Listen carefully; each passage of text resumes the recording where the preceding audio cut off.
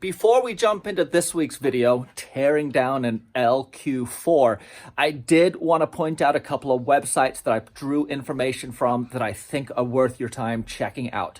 BillaVista, this guy is a massive, massive resource on all things engines, four-wheeling, electrical, you name it. I'll put a link down below to his website. It is a smorgasbord of information. I've also got a couple other videos on LS swaps that you guys might like. The one from last week, I'll link up here. I've also got some from a couple of years back when I did LS swap basics that I'll also link.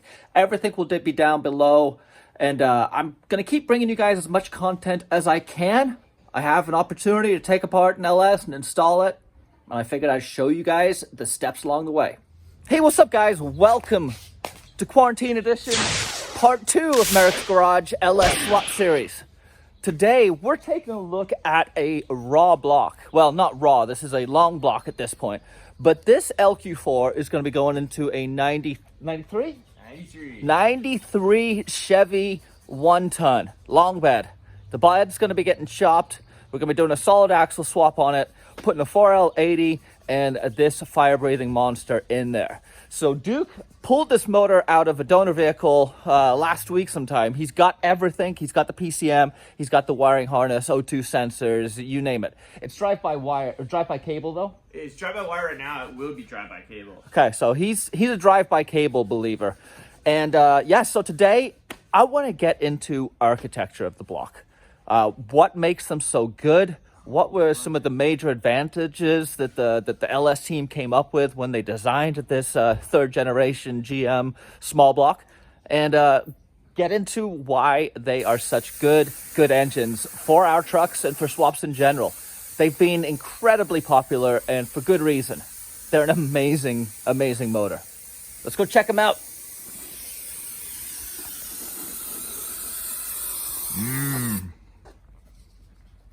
That's lovely. I'd never inhale. The almighty small block Chevy in all its glory.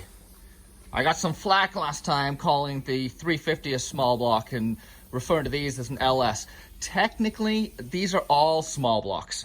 There's an 8.1 liter big block that Chevy makes, but I think all of these are considered small blocks. So Gen 3 small blocks. Gen 3 small blocks. When I refer to a small block, I'm generally referring to an older Gen 1 small block, the 350 that we all know. I will refer to this as a iron block or an LQ or an LS motor, but you guys know what I'm talking about. People get concerned about all the sensors and electrical on these motors. Let's just blast through on this long block, short block, this engine, this thing, where the sensors are that you need to worry about. It's pretty simple. Starting up top, this is going to be underneath the intake manifold. So this is your knock sensors. 1 knock sensor, 2 knock sensor. You've got your cam position sensor. You've got your oil temp, oil pressure. Actually, this is just oil pressure, I believe. Just oil pressure.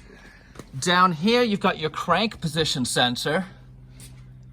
Moving across, you're going to see, obviously, our motor mounts. This is one of the drain plugs for the coolant. Moving over to this side, another drain plug.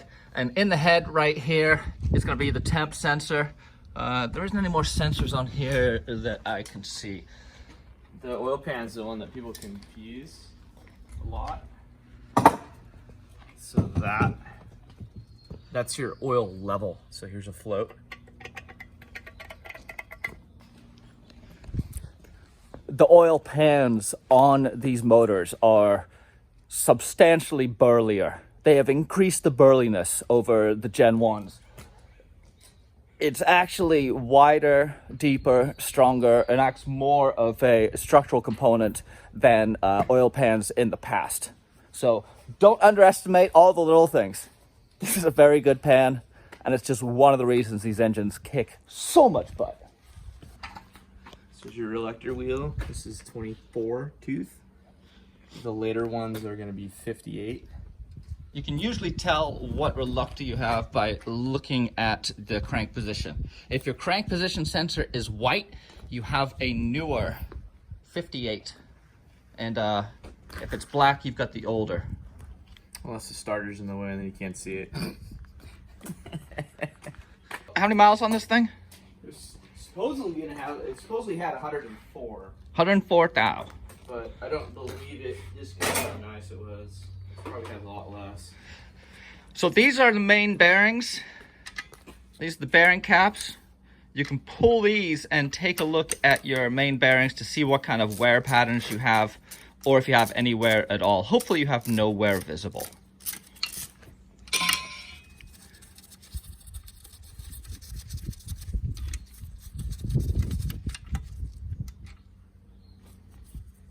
Yeah, check this out.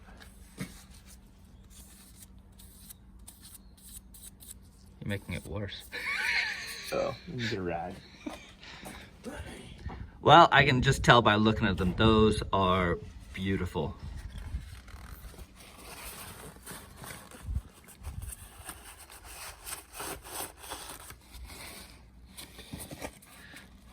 So if you see any shiny material, like there or there, it's burnt through the first layer of the bearing.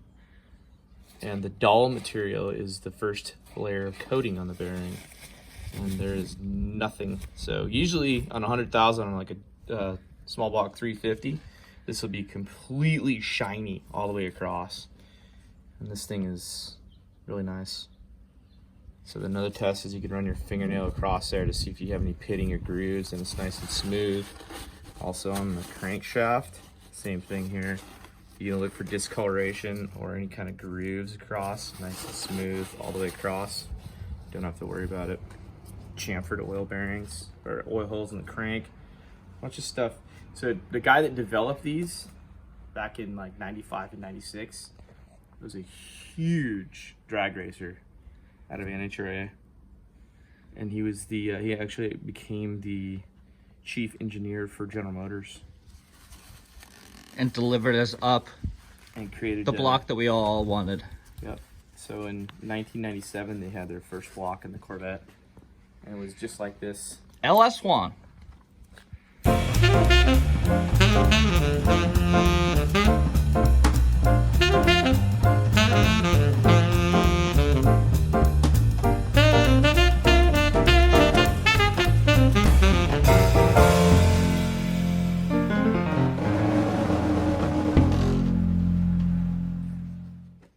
You guys may be familiar with some of the oil services, like Blackstone is the one I use. They've always been good.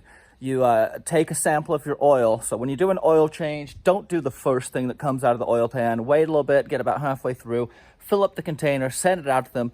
They'll do a full analysis on the oil and give you a breakdown of minerals and elements that they find in it. Having higher levels of lead or other elements can lead to readings indicating that you've got some bad bearings.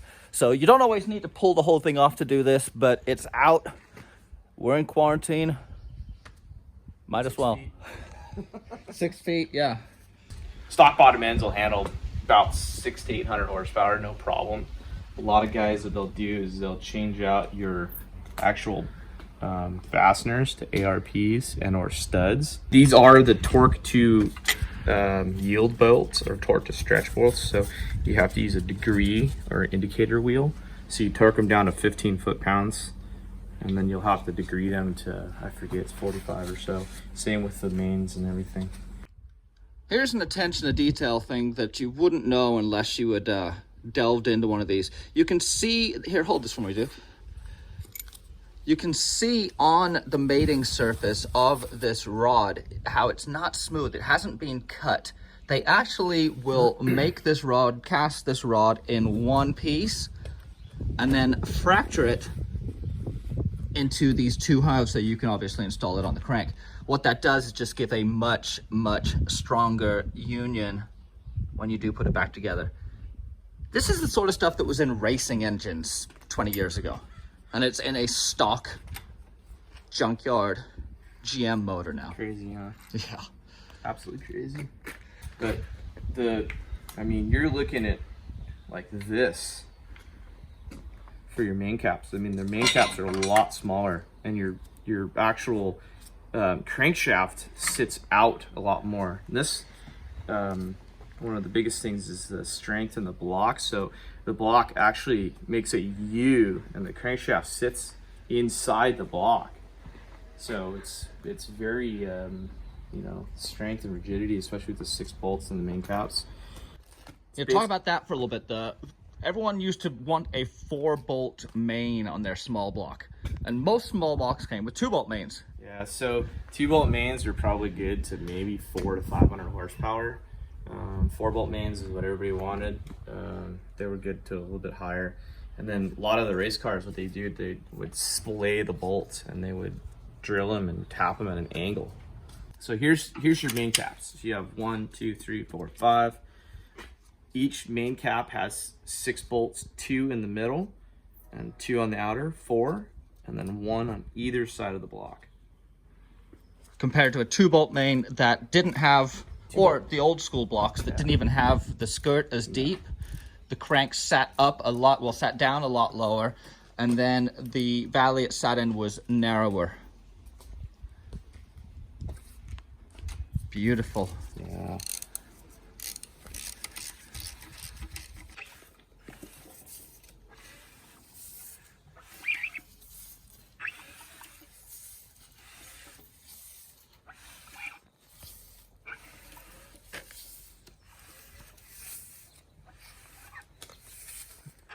This is like 10 RPM right now. Pick it up, brother. You gotta find the power band. Oh man. Power band's non-existent today. That's sweet.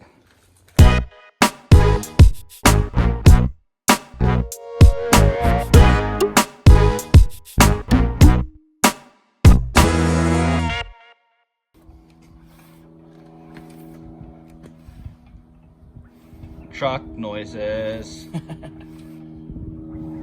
So one of the things that has changed is this space right here. The amount of material between each cylinder bore has gone up quite a bit. Once again, that's going to be good for thermal efficiency. It's going to be good for boost. It's going to be good for longevity. And if you do decide to bore these out, you have room to do so. You're not limited by thin cylinder walls.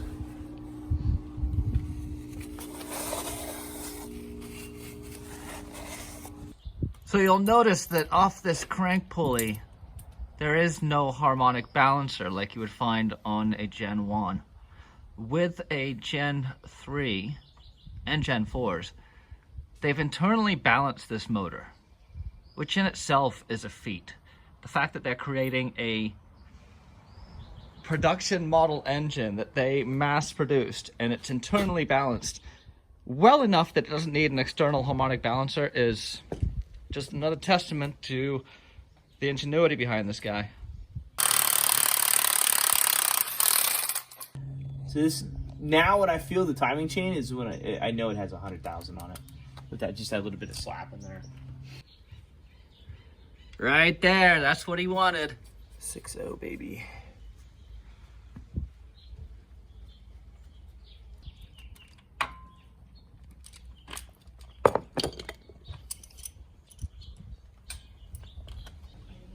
What are you doing there, homie?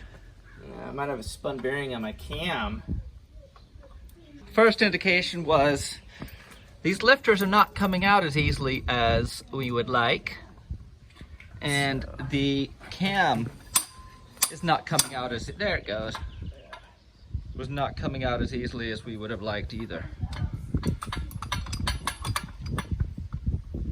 So it is not necessary to use a puller to remove your cam most of the time. This is the cam we just pulled out of the block. You had some concerns that you had a spun bearing possibly, but it looks good. So far, I gotta take a look at this main one right here, but I think we'll be okay. So this is a stock Lq4 Truck Cam. Yeah. So cool.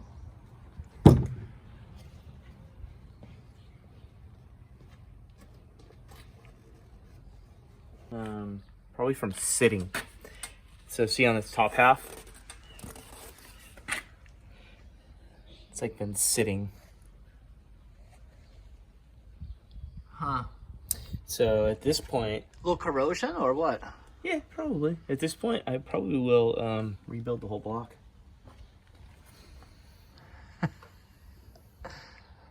Let's just be honest. We knew you were going to do that anyway. I was really close. But yeah, I mean, I think, you know, now, because I'm looking at my lifters sitting in my bores, and I'm just going to probably rebuild the whole thing. Probably have to hone the lifters and things in the bores. Let me see. I was going to get a lifter out for you so you can see. So here are the lifter retainers, and you've got a couple of flat spots on here that you'll see will key in, well, not key in, but it'll locate the lifter and stop it from being able to spin. If it spins, you're gonna be looking at some cam damage. If you're looking at cam damage, you're looking at metal. If you're looking at metal in your engine, you're looking at a rebuild. So the Gen 3s were made out of one sort of plastic that seemed to do just fine. The Gen 4s do seem like they had some issues. So maybe if you're tearing it down this part, just replace your lifter guides. Yeah, they're cheap. So you see this thing's stuck in here. Pulling the main bearing. Yeah, just take a peek at it.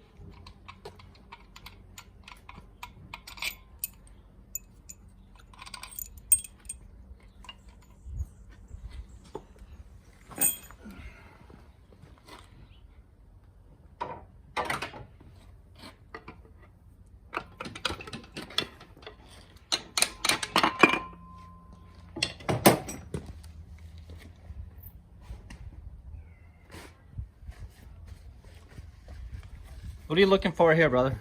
Same thing. There's a ridge in the bearings. So running my fingernail across here. You could get away with running this thing just fine. You know, I'm probably being a little dramatic. Even the cam bearings fine. Cam bearings are $50 for good ones. You're doing a cam. And I'm doing a cam anyways. And the reason why it was stuck is we looked at it and I was thinking it might be an oiling issue, but if the cam is fine, the lifters are fine. We popped the lifter out. It has a little bit of wear on it, and it was probably just... Here, lifter's over here. It was probably just... so here, there's your roller of the lifter. You know, there's nothing, there's no marks on it. Clean. It's nice and clean. There's no pitting on it. And if you look at the actual lifter, when it was sitting in the bore, you'll see some marks where it was sitting in the bore. So you think it just galled a little bit? it's not galled. I think it just, so right there's a little mark. See it? Yeah. So it's just a little bit of Just corrosion? corrosion that, you know, this motor's been sitting for like 10 years. So it probably just got stuck. But the cam, you know, everything on the cam looks fine. The lobes look fine. The bearing surfaces were fine. I originally thought maybe a bearing had spun inside and was stuck on the cam. That's why the cam didn't want to come out. But it has a little bit of corrosion on the top of the bearings, meaning it was just sitting in there just perfectly. So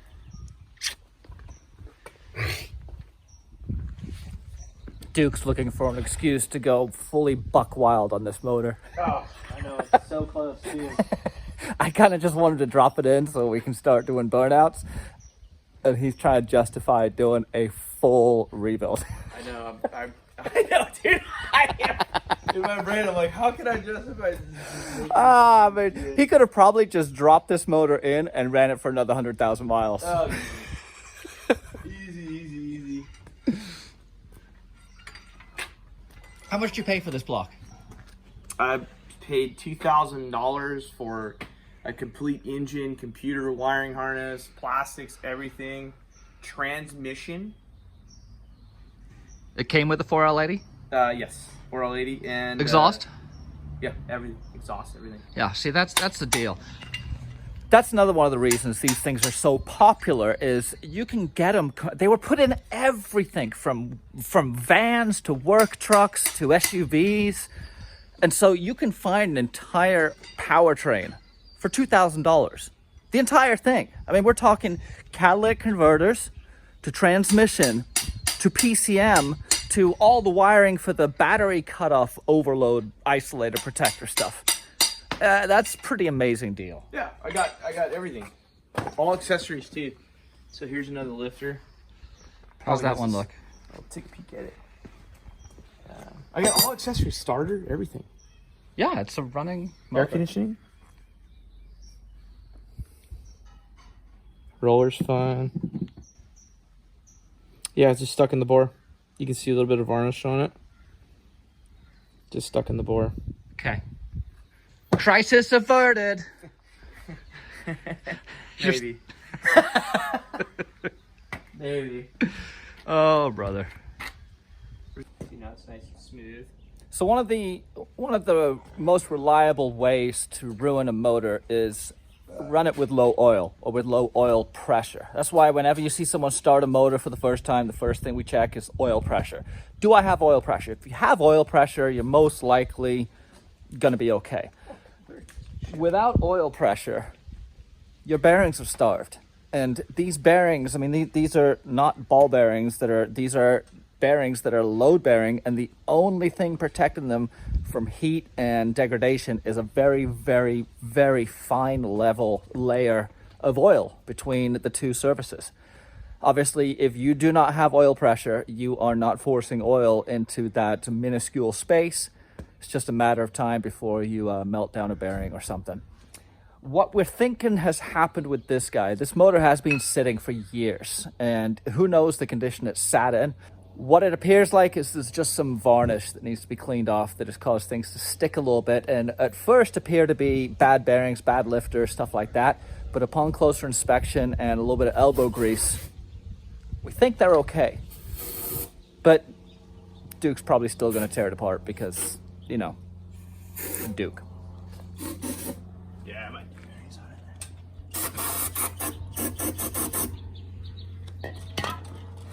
Sorry, Dad. We had an opportunity to take a look at the different style of heads. Duke happened to have 3 different heads because Duke. But I will be doing a separate video on heads, on intake manifolds, on cam selection, on duration and cam specifics. So this will be a high overview. I think it's helpful to give you guys just a basic understanding of what is out there, but look for more coming up on this. Those are junk, by the way. We're getting rid of those things. Well, let's walk through the heads. Okay. So these are 317 Cathedral port heads. These are great heads. And, you know, but Duke's going to find something wrong with them because he loves to make things better. But so the problem with these heads is the combustion. So here's your combustion chamber. So there's a lot of things that can affect compression ratio, but this is them right here. So, and this is the same head that comes on an LQ9. The LQ9 to LQ4 compression ratio is through pistons. Mm-hmm. Well, there's a lot of things: pistons, bore size, deck height, head gasket, and your combustion chamber. Okay. So the bummer with these heads is that they have a high, actually, volume in here. So CC, I believe it's 71, but it could be 72. Don't quote me on that one. But so for an LQ4, it's 9.5 to compression ratio, 9.5 to 1 compression ratio. LQ9 is 10 to 1. So if you would take a 64 cc head, a 243 model head, or you can pump up your compression that way by 1 point. So an LQ9 would go to 11 to 1, and an LQ4 would be around 10.3 to 10.5, depending on the head gaskets. The good thing about these heads, right? So here is... They flow great. Yeah, they have good flow numbers. So here's a 706 head. So here's a 706 head. These came on show you the. Actually, we'll start back with where you can find the actual numbers of the heads. So each of the head will be cast in right here. So you see this one is 706.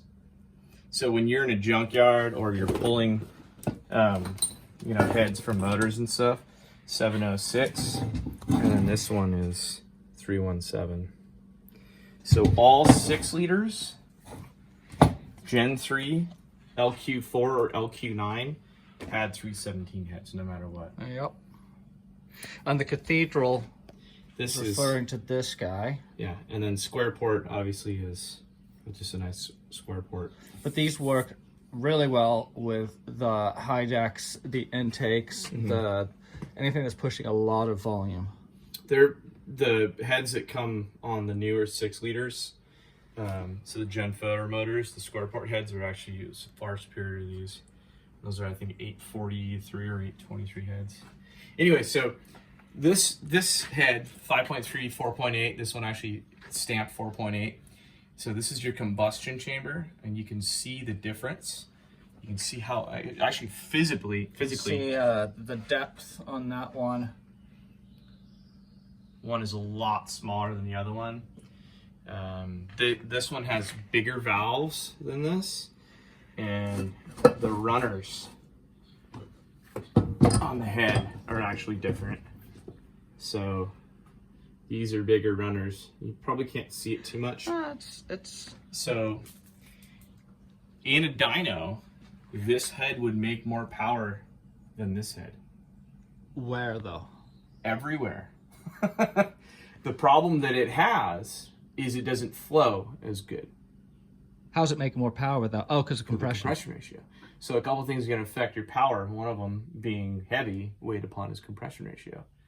So you take, for instance, like the 70s when we went through the gas crisis, and basically we had to decrease your compression ratio from like our good ones, 11, 12, whatever, down to 7.5 to 8. I mean, it killed compression ratio.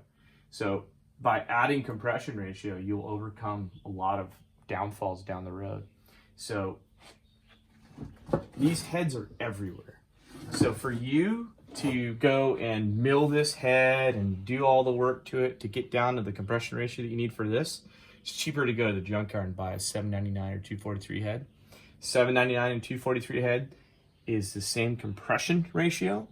The $799 and $243 head is the 5.7 liter Corvette LS2 and LS1 motors. So That's a lot of numbers for you to remember. I'm impressed, dude. Or you can just go to your, Speedmaster has a set of Chinese head. Don't buy China. Texas Speed has a set of cylinder heads. The cylinder heads are everywhere. But I'm replacing these because of compression ratio, not because of flow numbers. So these flow better than these, have bigger valves, but the compression that I get with these heads because of the larger volume It's decreased. is decreased. And that's what I don't want.